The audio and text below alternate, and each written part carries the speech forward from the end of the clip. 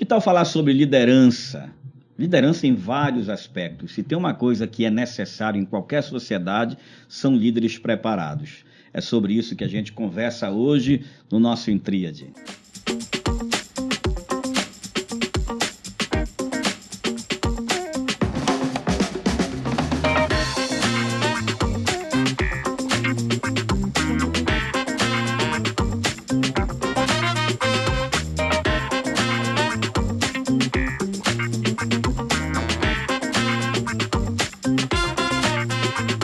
Olá, meus amigos. Hoje é quarta-feira, é dia de episódio novo do nosso Intríade. Ainda não teve nenhum episódio que eu não possa dizer que é especial. Esse também é muito especial. Vamos conversar sobre comunicação, sobre publicidade, sobre liderança, sobre pregação, sobre ministério. O tema está realmente muito bom, muito vasto, abrangente, e eu tenho certeza que vai ser muito bom. Se você gostar, aliás, já vou logo dizendo para você que você vai gostar. Então, nesse caso, já vá compartilhando com muita gente. Você sabe que quando você comenta, quando você deixa o seu like, quando você compartilha, você está mandando uma notícia, uma informação lá para o YouTube que vale a pena ter esse conteúdo no ar e que vale a pena mandar para muita gente, tá certo? Então, se ainda não se inscreveu no canal, se inscreva.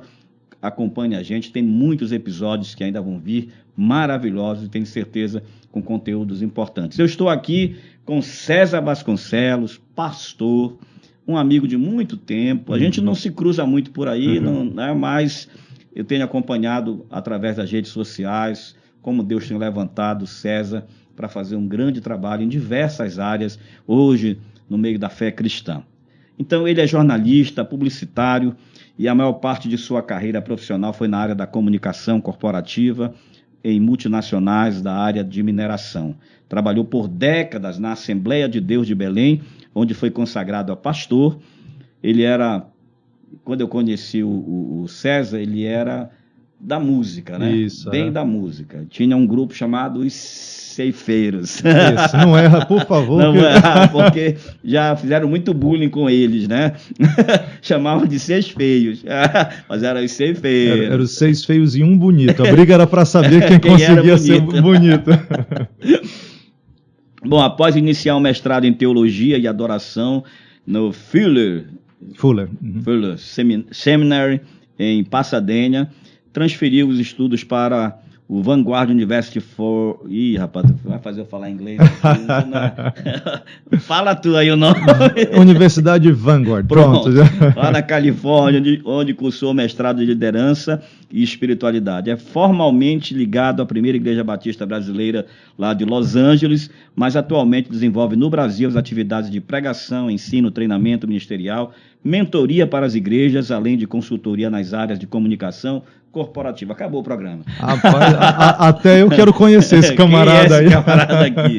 César, que prazer ter você aqui. Eu não vou te chamar de pastor durante a conversa, por favor. E nem me chame também, tá? Nesse papo, muito obrigado por aceitar. Sei que você está com muita coisa para fazer, a agenda está muito lotada, mas reservou esse tempo para estar aqui para a gente conversar. É uma alegria muito grande. Primeiro porque conversa é uma coisa boa. Sim. Ouvir as histórias, trocar histórias, a gente está sempre aprendendo e se a gente para de aprender, a gente vai morrendo cada vez mais. E nessas conversas a gente está sempre aprendendo, trocando. Então, com certeza vai ser um papo bom. Todo mundo que está nos assistindo, compartilha com a gente. Creio que a gente vai somar muita coisa boa juntos. Bom, eu brinquei aqui, né, mas eu te conheci lá no Templo Central da Assembleia de Deus, quando passei por lá, na época para liderar os jovens, até antes, já até com a questão da música, quando eu era dirigente de igreja, né, eu sempre gostei, né, dessa música um pouco mais...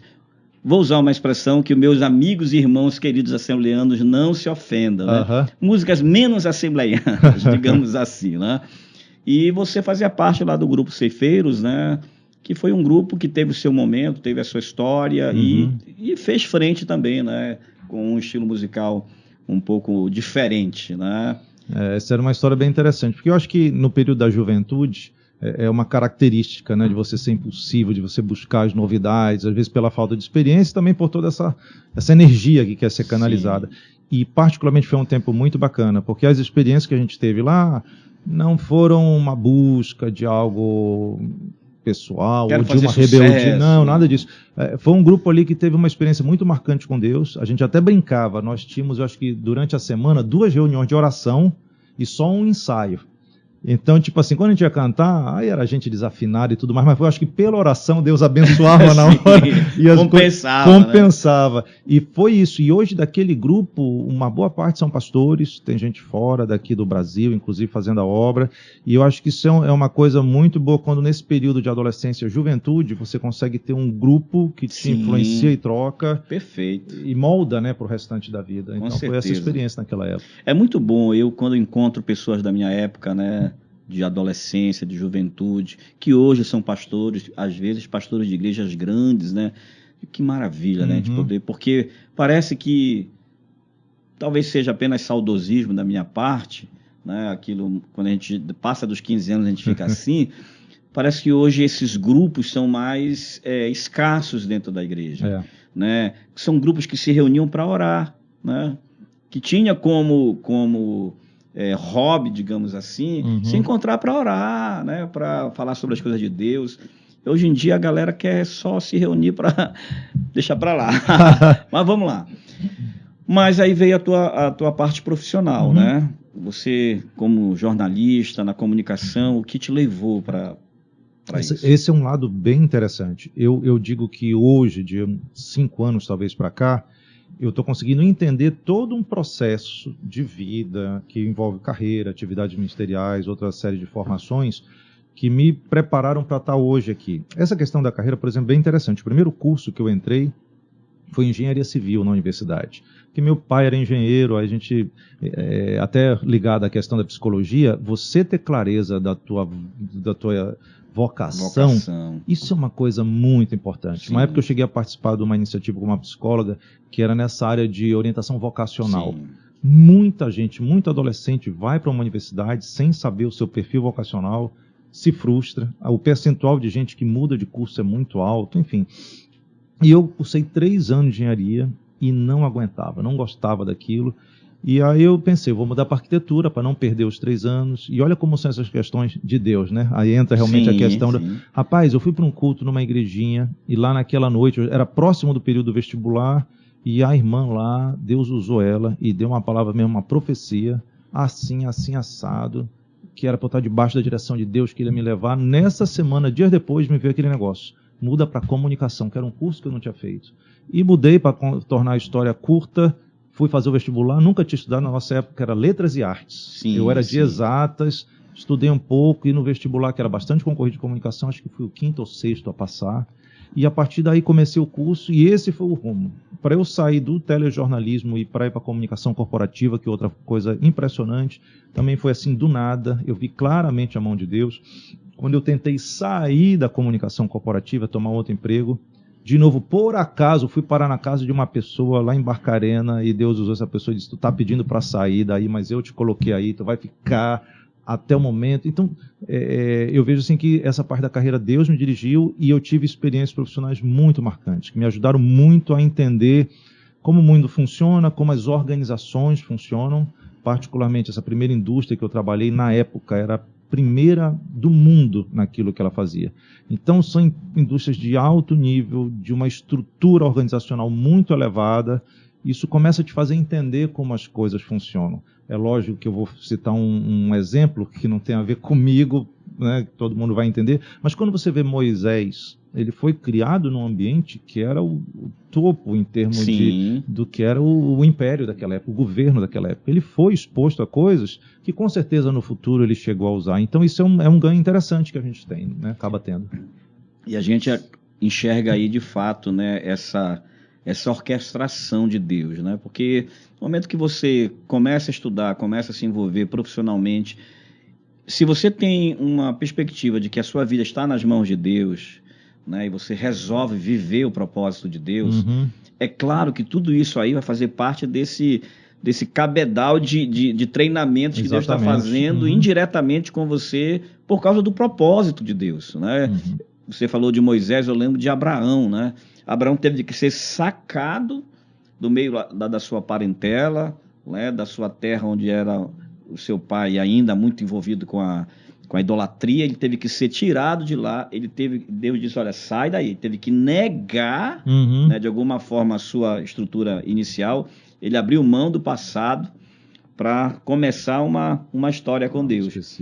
E aí Deus vai dar um filho, beleza, aí agora ele tem que negar o futuro dele, quando ele tem que entregar o filho, né? Tudo uma questão, Deus trabalhando, porque Deus sabia, né, qual era o propósito. E hoje, quando a gente lembra de Abraão, a gente lembra de fato do início do que é o judeu, do que é a cultura judaica, começa a partir dali. Então Deus nos tira daqui, nos coloca ali, né, nos pede que a gente entregue esse passado, confie nele no futuro, enfim, e entregue o futuro. Né?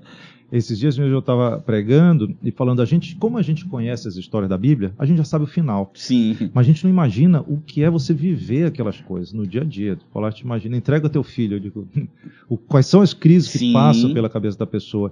E particularmente nessa questão profissional, eu acho que a gente vem dessa época que a gente falou, não faz tanto tempo, né? 3, 4 anos atrás. Mas era uma época onde servir a Deus parece que tinha que ser dentro do contexto, entre aspas, religioso. E hoje a gente entende que a questão vocacional, a tua profissão, é um ministério que Deus te dá para você estar atuando ali, servindo com qualidade numa vocação. Perfeito. E alcançando vidas também nesse processo. Né? Pastor, tem esse problema, né? Ontem eu falei sobre Mateus, né? Que Deus tira ele da coletoria, né? Jesus chama ele lá da coletoria de impostos, um publicano odiado pelos irmãos judeus, né? Mas teve uma coisa que eu acho que o William Barclay, que ele fala, que foi que Mateus trouxe para o ministério. Ele trouxe a pena dele. Então você vai ver que Mateus foi o cara que sistematizou os ensinos que Jesus deu. Né? Você vai ver os evangelhos, você vai ver que o evangelho de Mateus é muito sistematizado, o que Jesus falou, muito mais do que o que Jesus fez. Né? Então é isso, Deus permite que a gente vá para as nossas coletorias da vida, para ele nos chamar agora atrás. Tudo isso aí, traz a tua pena. Exato. Tudo que você tem para você servir aqui no reino. Uma das coisas que esse ano, né, caiu essa ficha, Deus é tão grande, mas tão grande, que é impossível ele ser comunicado, expressado só por uma, duas ou três pessoas. Então, através dessa diversidade de pessoas, com personalidade diferente, com experiência diferente, a manifestação da divindade passa por esse funil humano e se expressa na Terra de alguma maneira para alcançar as pessoas. Agora, César, é claro que essa ampliação da visão a respeito da vida, a respeito do ser humano, a respeito da fé, da igreja, tem muito a ver também justamente com esses caminhos que Deus te permitiu seguir. Você sair aqui de Belém, ir para outros estados, sair do Brasil, ir para outras culturas, outros países. Isso deve ter, assim, dado uma esticada, né? Uma abertura muito grande na tua lente para você enxergar o mundo, enxergar as necessidades, inclusive olhar para o passado e enxergar o que a gente perdeu lá atrás, que a gente estava conversando aqui em off. É verdade. Eu te digo que eu me sinto muito privilegiado, né? Deus tem uma época que tem que chamar Abraão para fora e olhar as estrelas e ver que às vezes tem algo além da tenda. Culturalmente, o ser humano ele é muito marcado e limitado dentro das suas estruturas. E eu te digo, essa chance, do pouco que eu tenho conhecido até agora, realmente ele amplia muito a visão. E você começa a entender, talvez, ou perceber como o evangelho ele é mais abrangente do que o que a gente está acostumado na nossa cultura. Não no sentido que o evangelho é flexibilizado ou tem que ser atualizado, mas você entender que a essência do evangelho ela está mais do que algumas características, traços ou comportamentos culturais que a gente mantém e que ele vai além. Então, aí o que eu diria que confirma a realidade do evangelho? O ser humano é o mesmo em todo lugar, independente da cultura. Tem a essência do pecado, precisa de Deus, tem um potencial tremendo, Deus quer restaurar. Por outro lado, você vê a própria questão da natureza, como o ser humano colocado em ambientes geográficos diferentes, ele se comporta totalmente diferente, ele tem que ter uma outra reação. Você vê a beleza tremenda do cérebro humano, eu gosto de estudar também o cérebro. Como é que o ser humano consegue, com essa o que sobrou do Imago Dei nele, né, da imagem de Deus, a criatividade, como é que ele age de uma maneira totalmente diferente dos países que são extremamente frios, eles se adaptam, mas o poder do evangelho é inegável. Isso é impressionante. Você chega, eu lembro a minha primeira viagem missionária, digamos assim, foi para Dinamarca. Nós fomos divulgar um trabalho lá, nós fomos parar numa cidadezinha do interior, uma vilazinha. Teve um negócio interessante, primeiro que era um sábado de manhã, estava nevando, estava eu e um outro brasileiro, e a ideia é a gente ir para o meio da rua, uma cidadezinha pequena, tocar música para chamar as pessoas. A minha mão estava assim, eu estava com muito frio. Aí eu digo, meu Deus, aí tirei a luva, peguei o violão numa esquina, né? Quando eu tirei a luva e comecei a tocar, rapaz, parece que deu uma esquentada, nós passamos mais de 1 hora ali. Primeiro essa coisa assim que eu não esqueci. Teve até gente que passou e jogou moeda dentro do estojo do violão, eu digo, não é essa história aqui. Mas de noite, a gente com o culto da igreja, os irmãos, tudo brancão, aquele estilo, né, europeu ali, escandinavo, mas a mesma o Espírito Santo. Então você diz, meu Deus, cultura diferente, ambiente diferente, pessoas diferentes, línguas diferentes, mas o Espírito é o mesmo. Então o Evangelho é para todos, mas eu acho que amplia muito. Existem muitas coisas por aí, eu te digo, eu me sinto muito privilegiado, e até você pode, digamos, né, uma profundidade maior de como essa abrangência do Evangelho, a verdade e a aplicação deles em diferentes lugares. Né? E o que é legal, né, porque apesar dessa riqueza de aprendizado em outras culturas, tudo isso vai te levar de volta para Jesus. Exatamente. Ele é o padrão, porque, infelizmente, você falou, o Evangelho ele é muito vasto, ele é muito poderoso, ele é realmente... Eu sou fascinado pelo Evangelho. Né? Eu sou fascinado pelo Evangelho e pelos 4 Evangelhos da Bíblia. Eu sou muito... muito de Jesus mesmo, eu gosto muito de Jesus. Não que eu não gosto do Velho Testamento, nada disso, mas eu gosto muito de Jesus. Ele é muito gente boa. Mas ele é essa figura, porque você vai correr tudo por aí, você vai ter conhecimento de tudo quanto é área. A gente pode reunir aqui, você na área da comunicação, a psicologia, o engenheiro, conhecimentos de todas as formas, e todas elas, quando você olhar, vai te levar para Jesus. Porque quando se trata do ser humano, eu não consigo enxergar nenhuma referência no mundo que seja tão essencial para entender o ser humano como aprender com Jesus. Sim. Como é que ele lidou com o ser humano? Não é? Sentes isso? Como é teu olhar sobre isso? Primeiro, digamos assim, o lado que eu digo do novo nascimento. É a comunhão espiritual, isso é muito marcante. Você vê uma pessoa que não tem a ver, né, não parece com a nossa cultura, não come a mesma coisa, e a experiência, eu tive agora recebendo em casa, meses atrás, um esloveno, e contou o testemunho dele. Jesus literalmente se revelou para ele, deu uma visão e resgatou. Eu devo estar daqui a alguns dias ministrando lá na Eslovênia, e você vê um país totalmente diferente. A revelação é a mesma. As questões culturais, eu também vejo muita beleza nessa diversidade. De novo, expressões diferentes, às vezes hoje o mundo está um pouco globalizado, então às vezes as coisas ficam um pouco padronizadas em algumas áreas, mas quando você vai naquela realidade... embrenhamento, né? O famoso embrenhamento. Exatamente. Aí tu vê umas coisas muito interessantes, como esse ser humano lida com isso, e eu penso assim, no potencial da criatividade. E talvez esse ponto que tu estás falando é o que tinha que ser mais estimulado. É você, dentro da sua cultura, você viver plenamente o que Deus quer que você viva ali, com as tuas características únicas, né? Acho que entra aquele princípio da própria antropologia cultural, da sociologia, né? Quando você quer conhecer uma cultura, se você é alheio àquela cultura, você faz um exercício de embrenhamento. Você vai lá dentro para conhecer o movimento cultural ali. E quando você precisa se embrenhar para conhecer a sua própria cultura, você precisa fazer o inverso, você tem que fazer um estranhamento, né? Você tem que sair, você sai, você suspende os seus valores, porque até isso a gente sente necessidade dentro da igreja. Eu sou um pastor de uma igreja pequena, mas é pequena no sentido de número de pessoas, mas é grandiosa porque se eu tiver 10 pessoas, né, é maior a igreja, mas se eu tiver 10 pessoas ali, é grandioso porque são 10 histórias, 10 formas de entender o que eu prego. Eu estou pregando uma coisa aqui e estou achando que o centro da minha mensagem é esse, mas para esse aqui o centro foi outra coisa, para esse foi outra coisa. Então, o ser humano, e por isso que eu digo que voltando para Jesus, Né? Jesus não falou igual para todo mundo. Né? Jesus pegou um cego e disse, olha, passou lodo, te lava aí. Não, eu não estou enxergando. Para outro, não. Né? Por causa dessa capacidade que ele tinha de entender o ser humano.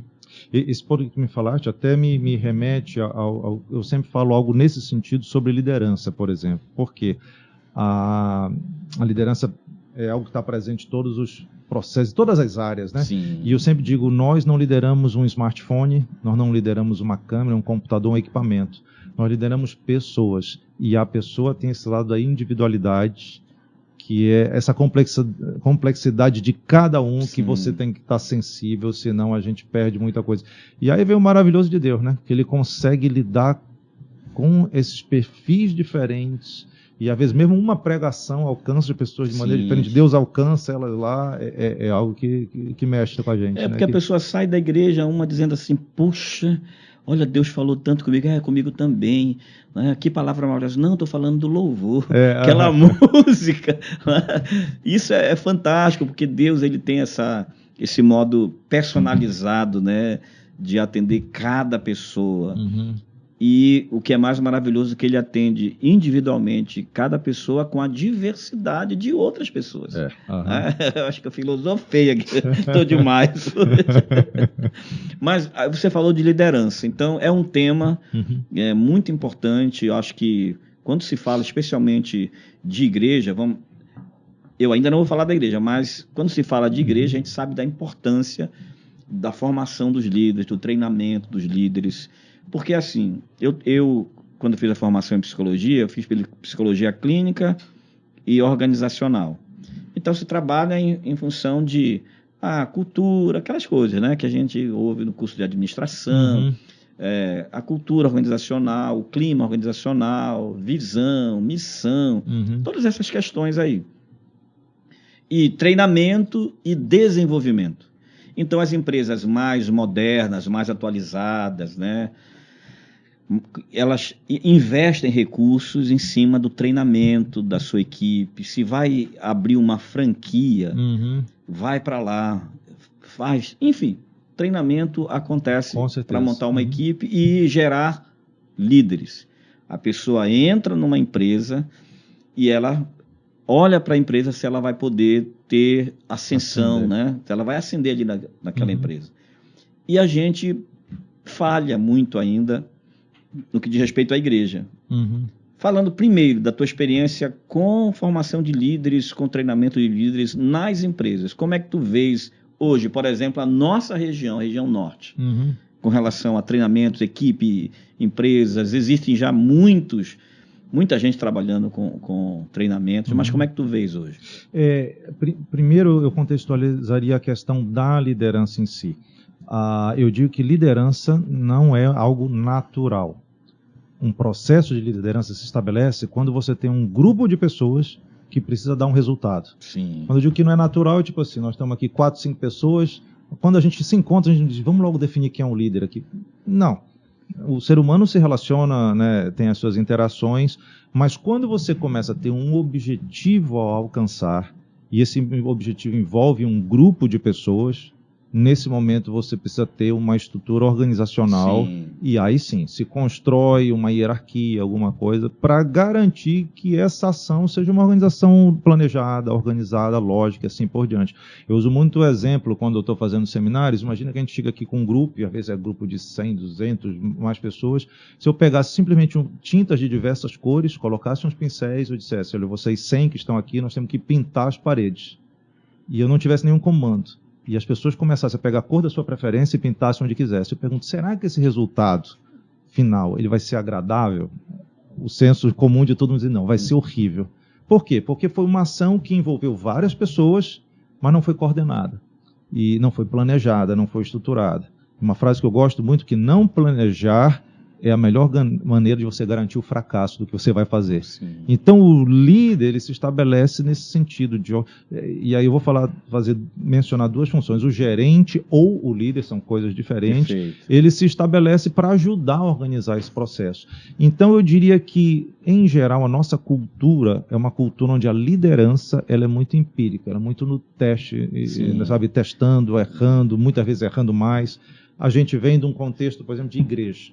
Quem é que é formalmente estruturado para liderar? Te dão uma posição. Sim. Agora, a partir de agora você tem essa posição, você tem esse crachá. Se fosse numa empresa era um crachá. Só que simplesmente é o que a gente chama de liderança posicional.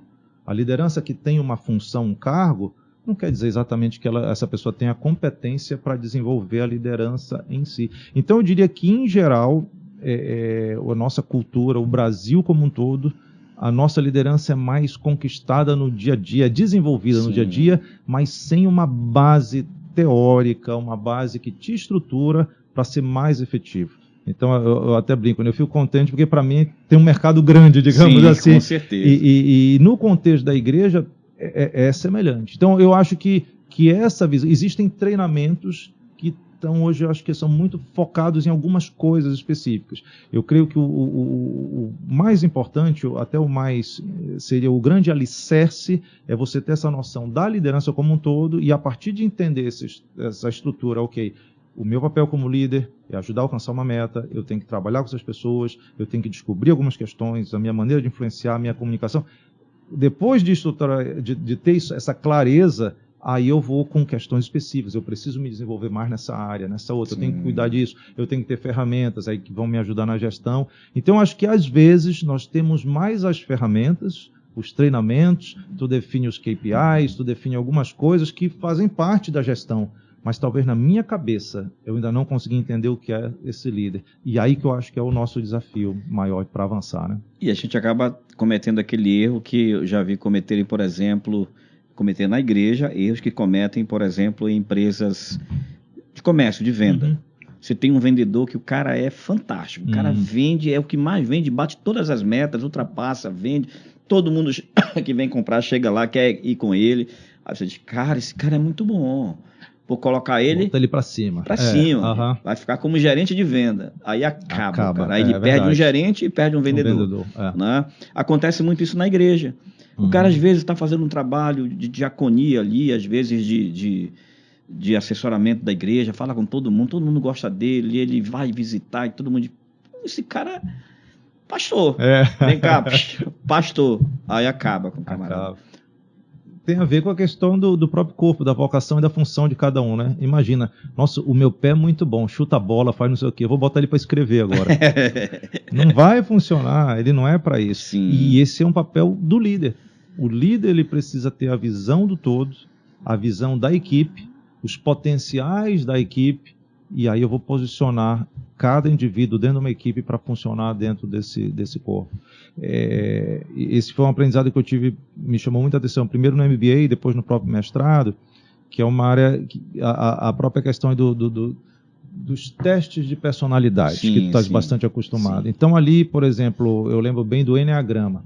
Quando eu fiz a primeira vez, eu digo, caramba, olha, é verdade, eu tenho essa característica, tenho essa outra. Então você começa a perceber, eu sou assim. Lá pelo esse histórico, né? Enfim, a psicologia vai dizer o que é genético, o que é influência, tal. Mas quando tu percebe assim, aí vem a segunda grande sacada que a gente tem, e eu tive na igreja isso. Eu pensava, na época de líder de jovens, eu digo, cara, a minha equipe tem que ter gente parecida comigo.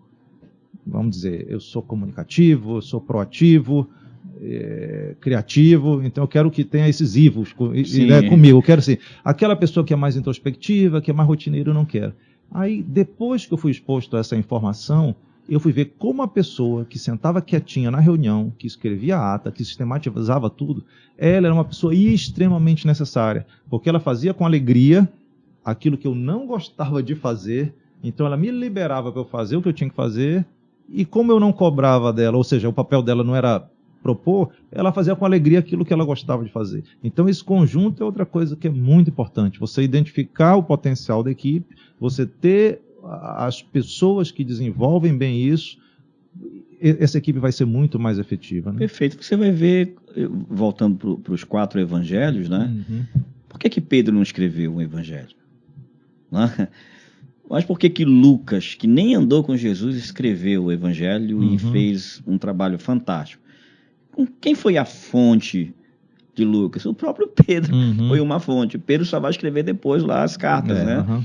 Ele poderia muito bem, tinha propriedade para escrever, mas provavelmente não era o papel dele, não era o que mais ele talvez tivesse potencialidade para fazer. É assim que funciona, porque se você... Eu falo sobre os temperamentos, né? Nós temos uma disciplina aqui na escola que é caráter cristão e eu trabalho com os temperamentos. Você imagina Acontece, vai ter, porque Deus vai usar qualquer pessoa, dependendo da necessidade, tem. Mas imagina o pastor, o presidente da igreja melancólico. Não é? Eu não vou nem fazer piada agora. Nem pode, né? Vai que, né? Então, o cara melancólico. Primeira, né, bordoada que ele leva, ele já vai para casa chorar e não quer mais, né? Ele vai querer ficar sozinho, não quer papo com ninguém. Enfim, aí tem as características, não vamos aprofundar. Então, eu sempre falo assim, o pastor, o presidente da igreja, o apóstolo, o fundador, aquele cara, ele é o colérico, não tem jeito. O evangelista, se você pensar, o evangelista, ele é o sanguíneo. Né? O cara que fala, que vai, né?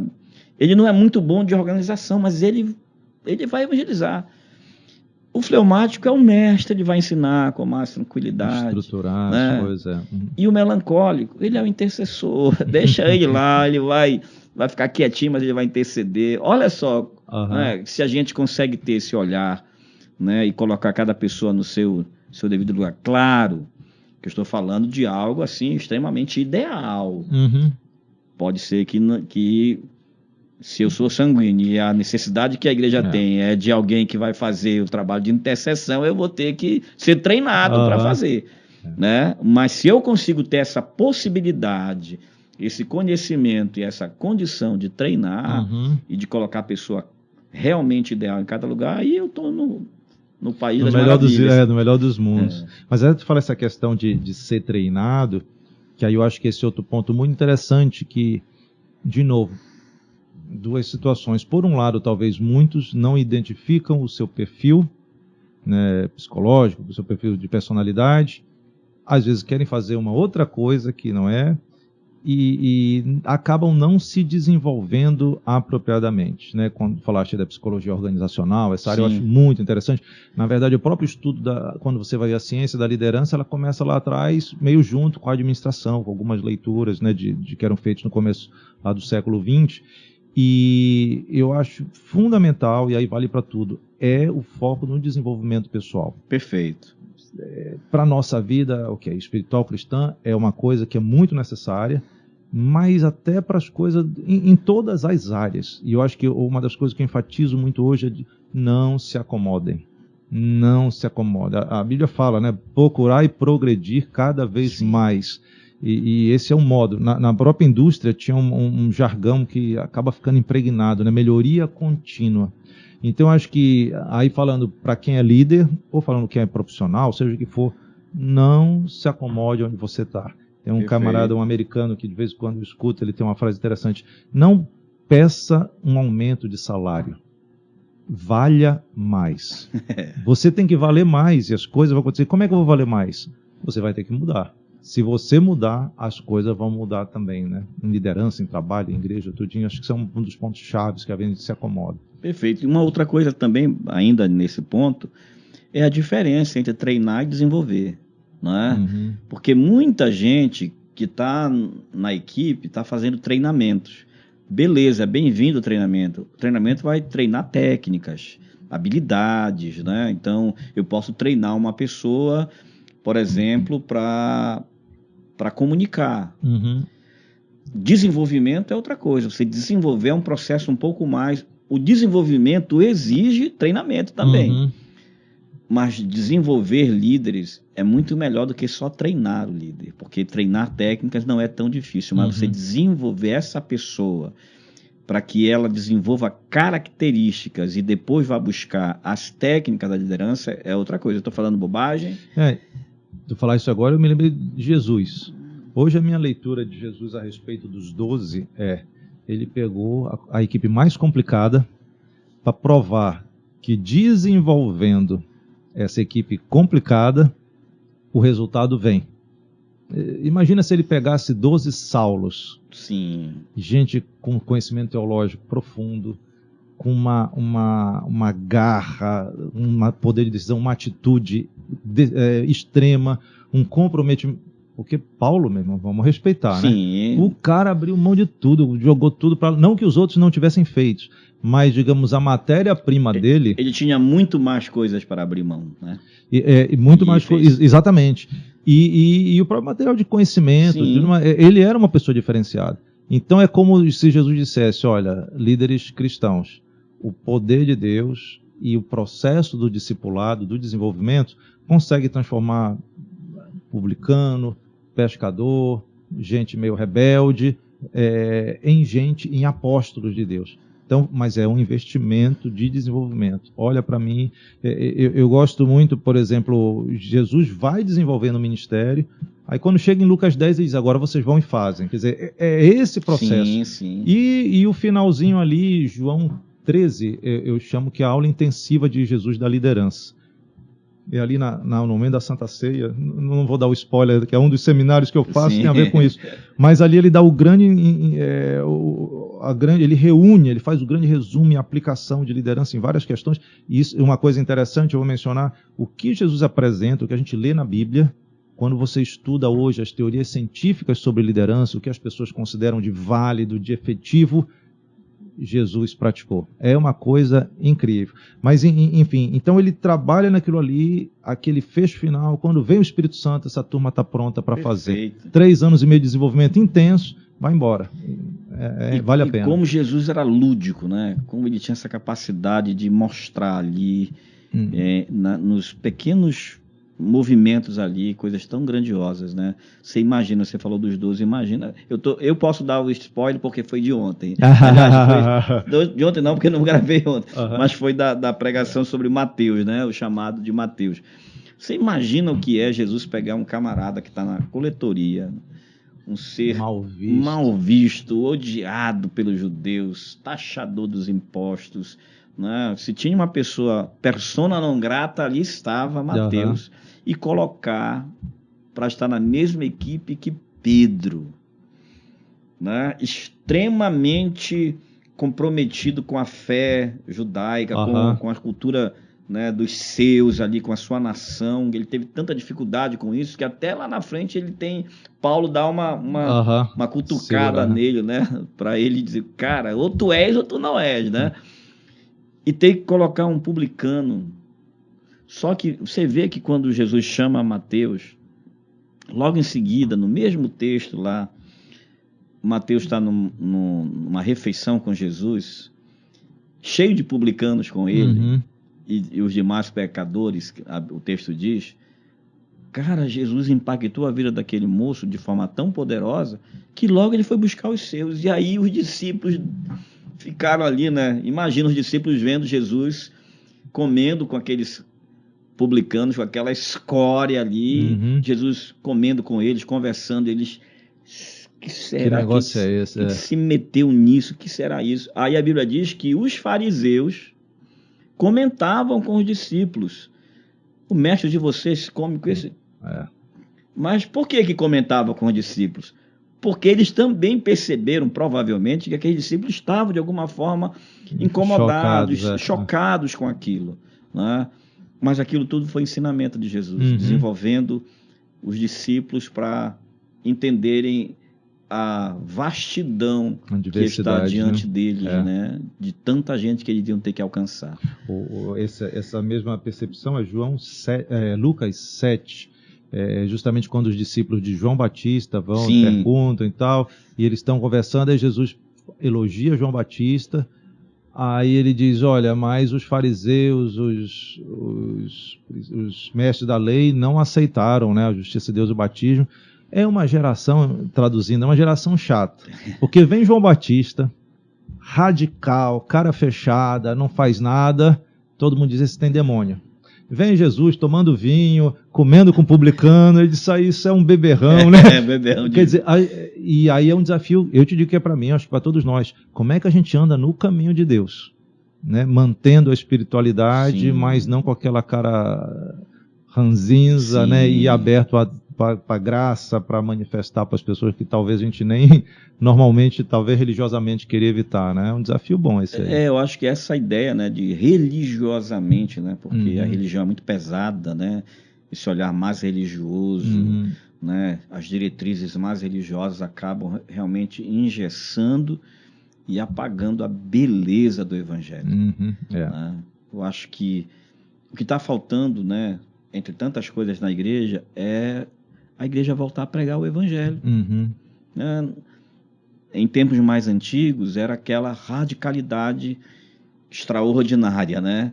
Que de alguma forma teve seu papel e moldou, né, muita gente.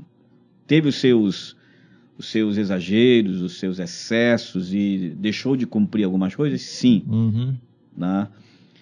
Mas hoje nós temos uma geração que foi para o outro lado. Né? Uma geração de pessoas muito voláteis. Né? Você não tem mais pessoas que... Eu vou usar a expressão que não é a expressão talvez mais correta, mas radicais no sentido de viver o evangelho de forma radical, sim, como é o evangelho, não, né, com radicalidade no sentido religioso, né? Mas eu acho que esse é um fenômeno que estás acompanhando geracional. Eu tenho visto lá nos Estados Unidos, eu tenho visto aqui no Brasil, em países da Europa, nós temos um grupo hoje aí entre adolescentes e jovens, e isso é característico. Essa geração, ele não tem esse senso de garra, de comprometimento com algumas coisas. Por exemplo, eu tenho uma amiga, tem uma empresa e ela vai contratar alguns profissionais. Esses profissionais nessa faixa etária, qualquer desafio, qualquer chamada de atenção, a pessoa já se melindra e diz, não, eu vou sair desse emprego, vou viver da minha arte, vou fazer aquelas coisas. Por quê? Porque geracionalmente, eu não sei até que ponto que é a influência das telas, porque nós temos agora uma geração que já nasceu nessa conectividade na tela, você vive num mundo virtual que não é o verdadeiro. Provavelmente, ou seguramente, a questão do perfil dos pais que criaram essa geração, talvez aquela ideia de... Bom, tu és psicólogo, tu sabe muito melhor do que... Aquela proteção extra, aquela permissividade, você pode fazer tudo, e esse não é o mundo que a gente vive. O mundo vai te impor desafios, limitações, vai te confrontar. Então, nós temos uma geração que está nessa sensibilidade aí.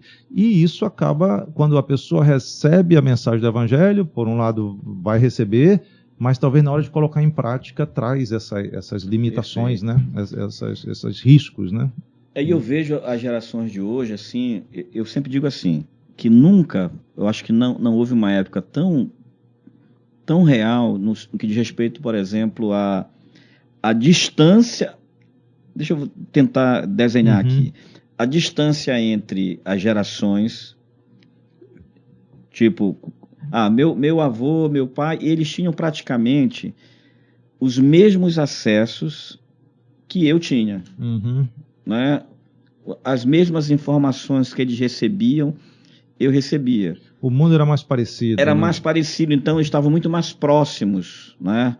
Hoje, a gente está muito conectado, muito próximo, porque agora os pais vivem mais conectados também, mas estão também muito distantes, porque hoje eu tenho um menino de 12 anos, que tem mais informação chegando para ele do que o pai dele de 40, 50 anos. Por quê? Porque a facilidade de trafegar pelo mundo virtual... O acesso, né? O acesso, E aí acaba tendo uma geração muito, muito definida de distanciamento uma da outra. Né? E aí você precisa, apesar de ser a era da comunicação, da velocidade da comunicação, mas é difícil de ter comunicação, as gerações não estão conseguindo se comunicar.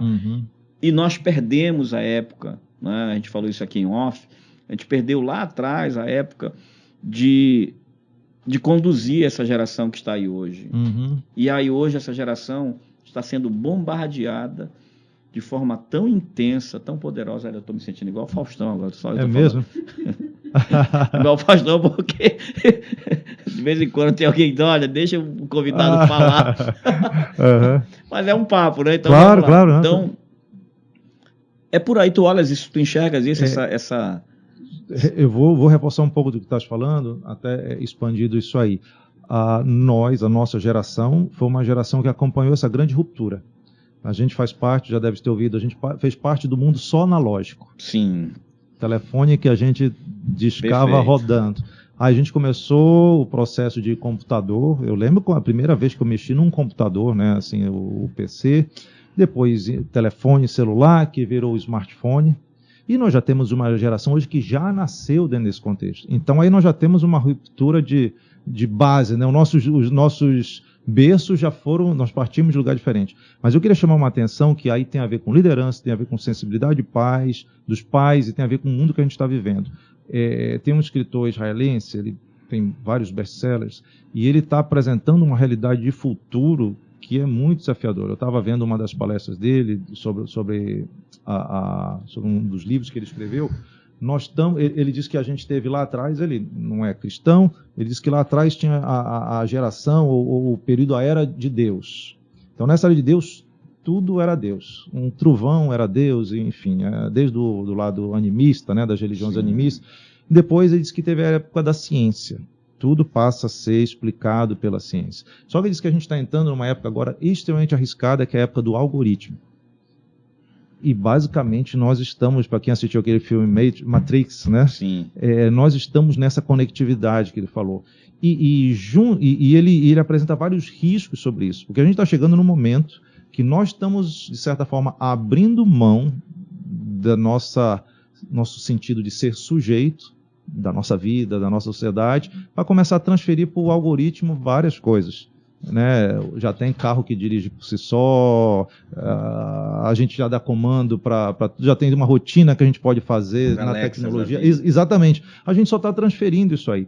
E aí, tu falaste da questão desse gap entre gerações, isso já está tendo e vai ter uma consequência ainda maior, porque pensa no seguinte: eu não consigo comunicar, eu não consigo direcionar, e mais, essa geração nova vai encarar um mundo, assim como nós, que nós não sabemos como vai ser esse mundo.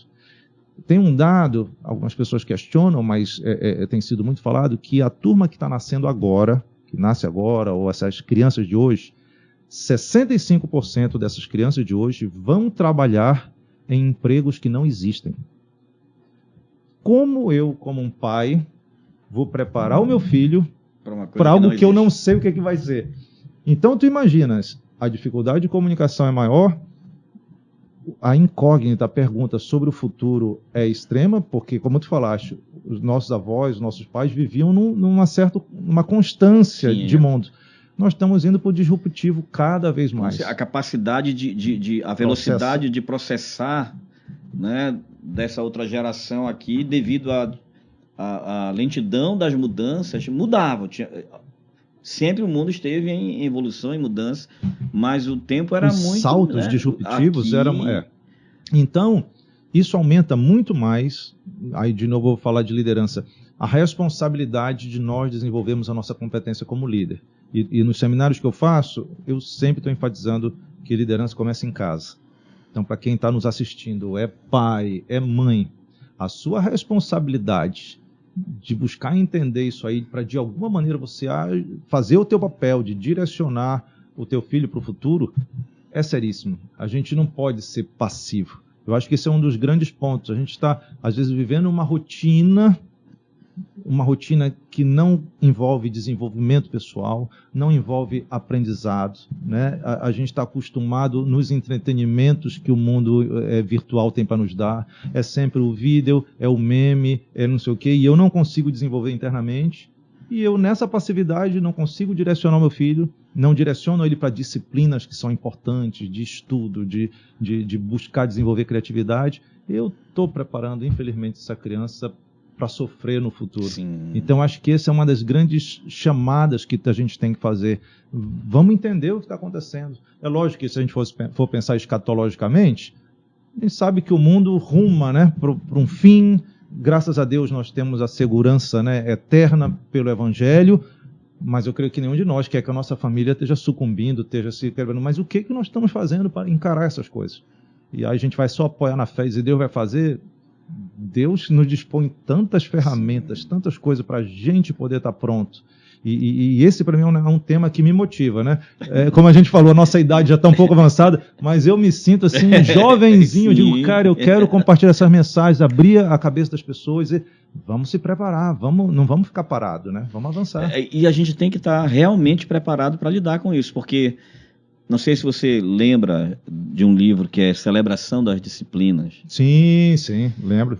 Maravilhoso, fantástico.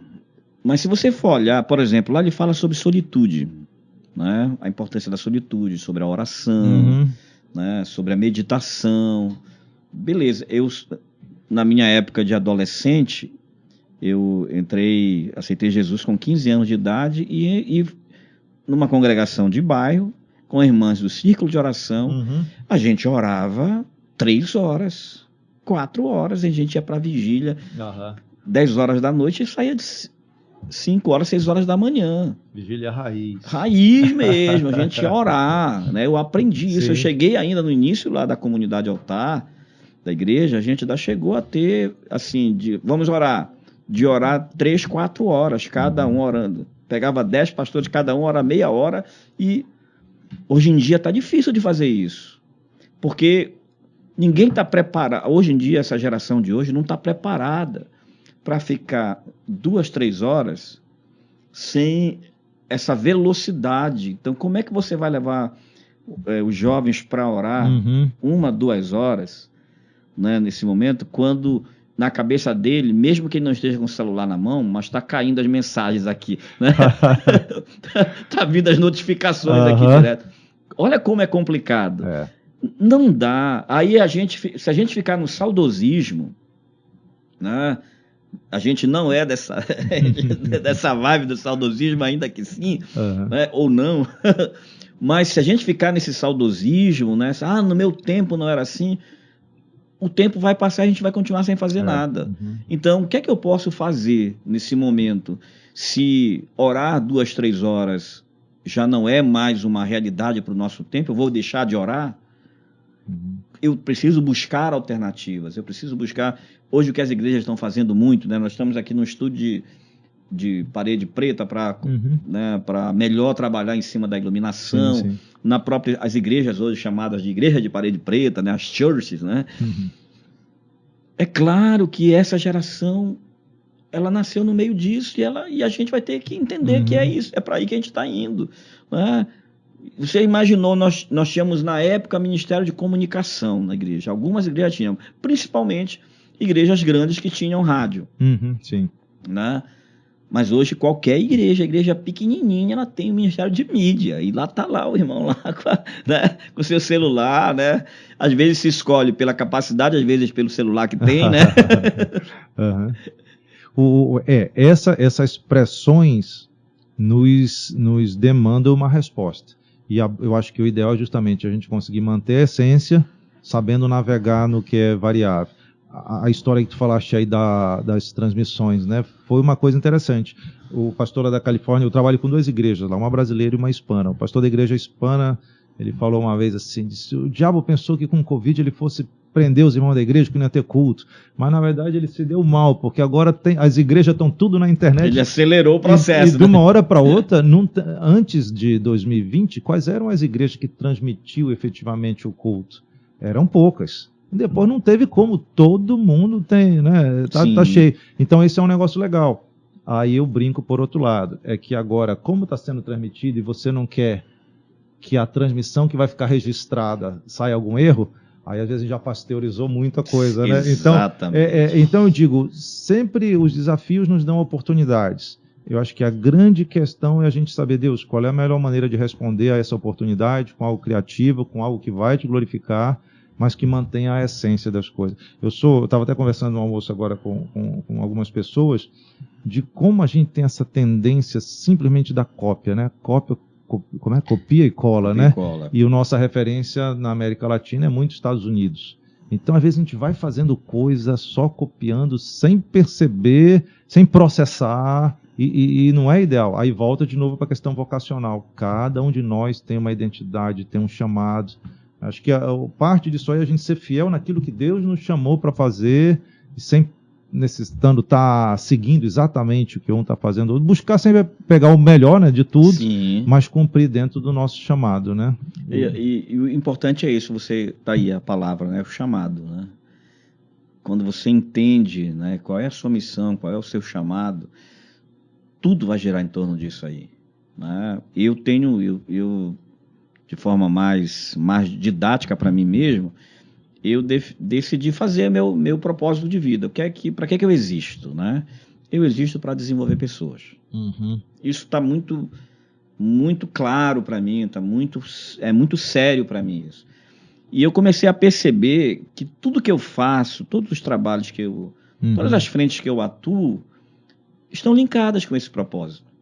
Então, se eu tenho aqui um podcast, se eu tenho a escola para desenvolver ministros de adoração, se o pastor, o psicólogo, seja lá o que for, né, isso está muito claro que tem que estar linkado.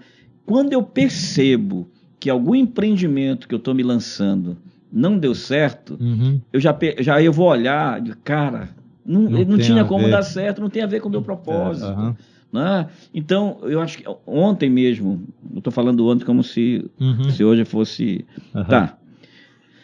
Esses dias agora, um casal da igreja vai fazer uma programação e disse, olha, eu queria fazer assim, assim, assim. Aí eu perguntei logo, qual é o objetivo? Essa é a pergunta que a gente tem que fazer sempre. Qual é o objetivo?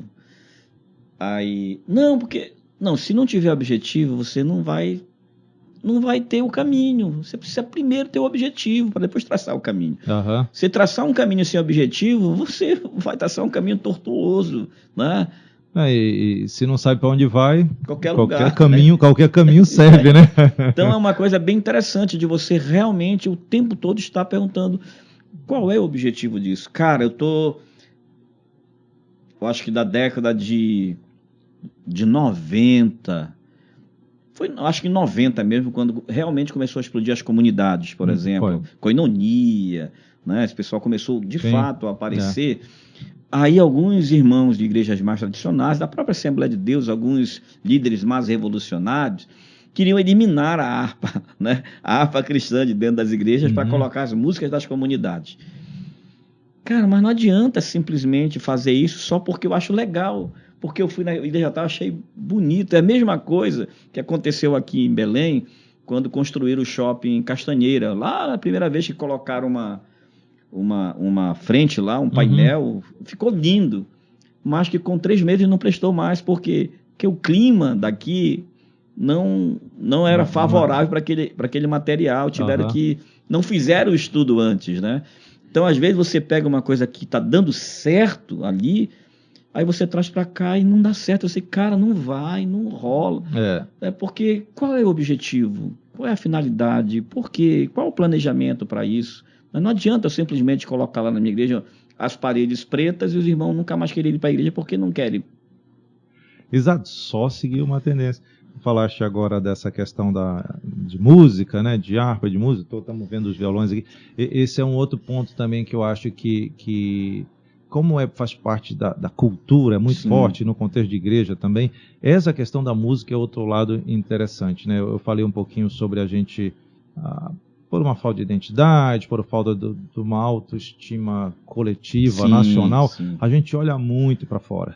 Então, eu lembro, década de 80, 90, tinha um aspecto de uma música cristã que valorizava um pouquinho mais o lado brasileiro de ser. Hoje, de forma generalizada, a cópia do que vem de fora se estabeleceu de uma tal maneira. E não só o lado da cópia, mas eu acho que a qualidade, até na hora de você fazer as traduções para a questão local. Eu uso um exemplo, eu passei um mês ministrando no Peru faz uns 2 anos, então foram vários seminários de liderança em diferentes cidades, e achei lindo, numa das igrejas, um subúrbio assim de Lima, a irmã cantando um hino numa melodia daquelas que remete àquela questão andina, sei lá, aquela questão bem assim da cultura local, de caramba, que legal cantando a capela, eu filmei aquilo, guardei. Em outros lugares, aí eles estavam cantando versões de música lá da Austrália, dos Estados Unidos, aí eu me imaginei uma cena aqui, todo mundo lembra sabe como funciona a abertura das Olimpíadas, né? Sim. Cada país entra com a sua bandeira, com a sua roupa e vai uma sequência. Aí eu fiquei imaginando a entrada no céu, na eternidade, cada país entrando com a sua característica e cantando um hino para Deus, né? Então imagina que dentro da ordem lá alfabética, o primeiro é América, que é os Estados Unidos, né? Aí vem a América, canta um hino lá da Elevation, né? Desses que, beleza, é inglês, é a música deles, tá? Aí vem Austrália, beleza, eles cantam Hillsong, né? Tá jóia. Mas aí vem Brasil, né? Aí Deus está recebendo aquele, olha os americanos cantando o estilo americano, olha o australiano, aí vem o Brasil, aí canta a música da Austrália. Tu já tá botando o nome aí na minha boca. Ele tá aqui evitando falar. Aí vem o Brasil, aí vai. Aí vem o Chile, canta dos Estados Unidos. Então, e não é uma questão meramente espiritual, porque se você for olhar a própria teoria, alguns teóricos da área de comunicação, eles falam da questão da indústria cultural de massa. E a indústria cultural de massa é você pegar elementos da cultura, como música, moda, cinema, você transforma eles num produto que vai ser traduzido em dinheiro. Então alguém vai estar ganhando quando esse produto específico é vendido. É o padrão que está aí, a gente consome muita coisa que vem de fora, faz parte de roupa, etc, etc. Até porque em alguns lugares tem mais tecnologia, tem mais facilidade, existe toda uma questão econômica, enfim. Mas quando a gente pensa em termos espirituais, pensa no potencial de um país como o Brasil. Pois é, a criatividade do brasileiro. Ivaldo, seja no mundo do negócio, seja no mundo do esporte, o brasileiro tem um potencial fora de série. Esse país era para ser a maior potência do mundo. Tem um problema, os brasileiros, né? Pequeno problema. Que infelizmente precisa, mas o evangelho impactando essa nação. E aí é uma outra coisa, tu falaste da questão, né, de desenvolver pessoas, né? Eu fico pensando no Brasil, o potencial desse país realmente sendo discipulado, não sendo somente um dado estatístico de que a grande maioria é cristão, seja católico, ou seja esse crescimento do evangelho. Porque cá para nós, o fato de ter um crescimento de número de evangélicos não está mudando a sociedade. Não tem nenhum resultado aí, né? Então, não estamos vendo. Me leva a pensar que a gente está olhando para referências que estão nos influenciando e estão nos levando a fazer certas coisas que no final das contas não está mudando totalmente. É lógico, vidas estão sendo mudadas, transformadas no indivíduo. Individualmente, famílias restauradas, sabemos muitos exemplos, com certeza passaram contigo pessoas que têm testemunho, é Deus agindo, com certeza, está crescendo no Brasil. Mas falta, acho que uma liderança, um processo de liderança, de gente que entenda isso, comece a inspirar os outros, comece a dizer, gente, esse país é para arrebentar, mas vamos botar de lado, ou olhar para fora, que nem sempre nos contribui, tira talvez um pouco da nossa essência, e vamos focar aqui por uma transformação verdadeira. O evangelho mudando as coisas, nas indústrias, no governo, nas corporações, nas igrejas, a essência do negócio acontecendo. Não vamos longe, você falou que você estava com o esloveno, né? O esloveno? Isso. Uhum. Então o cara vem lá, vem para o Brasil, vem para a região norte, vem para Belém, vai lá para a igreja e ouve uma música da Austrália. Tem alguma coisinha tem alguma diferente, coisa errada, né? Que não está certa. Há algo errado que não está certo aí, né? Nós há pouco já falávamos sobre isso exatamente por causa por causa da COP30. Uhum.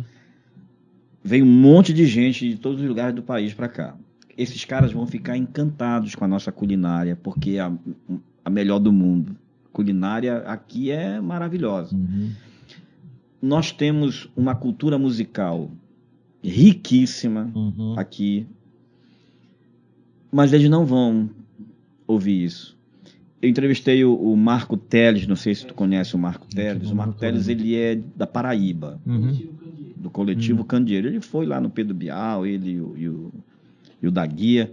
Ele é nordestino e ele defende essa bandeira. Sim. Ele, aqui num programa, ele disse assim, o Nordeste contribuiu musicalmente para todo o Brasil. Aí você vai ter Luiz Gonzaga, o Gonzaguinha, aí citou o nome de todos da música popular brasileira que saíram de lá do Nordeste, que levaram. E a Igreja Evangélica do Nordeste? Uhum. Qual é a música conhecida? Não tem. É pouco, né? É muito pouco. A gente realmente... Né, a minha igreja canta worship, né, mas a gente sabe que musicalmente é bem reduzido, né? Você vai cantar, é muito cheio Você vai tocar uma música de worship, quando você vai ver a trilha, né? Se você dividir as trilhas, tem 200 guitarras, né? Você não consegue reproduzir isso na igreja. 3 acordes. E só 3 acordes, né? É o quarteto fantástico, né? Que se tem lá, né? E aí você fica olhando assim, cara, beleza. Mas e cadê a produção do nosso país? Uhum. Cadê o nosso carimbó? Né? Cadê o nosso carimbó? Cadê o nosso samba? Tu lembras, né? Acho que é da década de 80 lá. Sim. Na América do Norte, os norte-americanos. Isso. Uhum.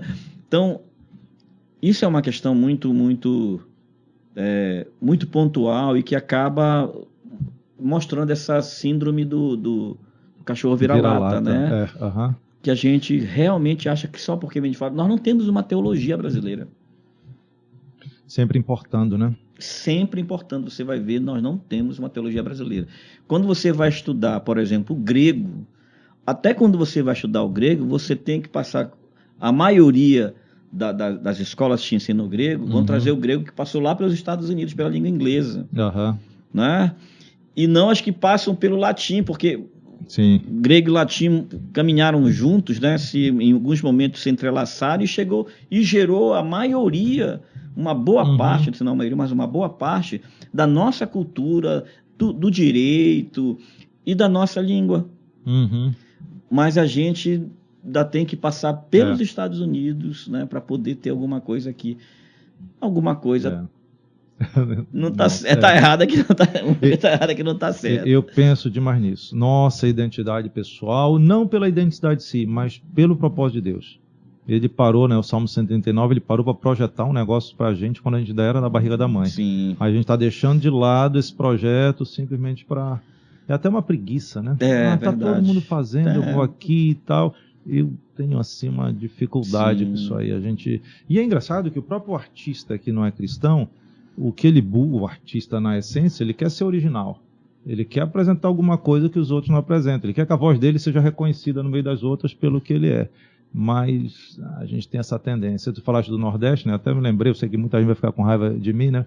Mas o brasileiro valoriza o rap, né? Rap. Que é uma coisa que tem uma espontaneidade, né? Parece que a sacada do rap é a criatividade de tu improvisar. E o que são os repentistas do Nordeste? Os caras ali estão com uma pegada de harmonia com aquela viola. Sim. Eu preferi... Por que a gente não valoriza isso, por exemplo? Certeza, né? É uma falta de... E nesse sentido, de novo, precisamos de líderes que levantem essa bandeira, façam essa sacudida. Tu falaste dos gringos. Eu tive agora recentemente, estava prestando uma consultoria e recebi um grupo de uma multinacional, uma das maiores que eu já tive contato. Nós fomos pegar uma lancha, fomos aqui para o interior do Acará. A área deles é de produção de chocolate, queriam ver cacau, e a gente entrou ali, a comunidade fez um café da manhã com frutas, um negócio assim, os gringos de alto nível, pessoas numa posição executiva de uma empresa, de uma das maiores do mundo no segmento, os caras ficaram deslumbrados. Então, de novo, imagina, eu só consigo pensar em liderança, alguém que consiga olhar o potencial, agir com ética, com competência, para transformar esse potencial em resultados, em realidades novas. E o Brasil tem um potencial de mudança muito grande. Infelizmente, a única vantagem é que eu vou ter trabalho, ajudar as pessoas, os líderes a se desenvolverem. E a gente vai ver aquelas profecias que a gente ouviu também lá pela década de 80, e especialmente na década de 90, de um grande avivamento que iria varrer o Brasil, inclusive começando aqui do norte. Não sei se o profeta profetizou errado, que seria no norte, mas na América do Norte. Aqui, né? Porque, cara, cadê isso? Né? Cadê esse movimento que de fato tem a ver com onde a gente está? Se você for olhar, você falou de Moisés, né, que foi tão impactado lá pela cultura do Egito, mas ele nem entrou na Terra Prometida. Olha aquele povo que saiu do Egito, que passou foram 430 anos no Egito, então totalmente impregnado pela cultura do Egito, a religião do Egito, os deuses do Egito. Atravessaram 40 anos no deserto para fazer um processo de expurgar, de purificar aquele povo ali. Porque quem segue adiante já vai ser Josué, que já tem uma nova mentalidade, que já tem... Né?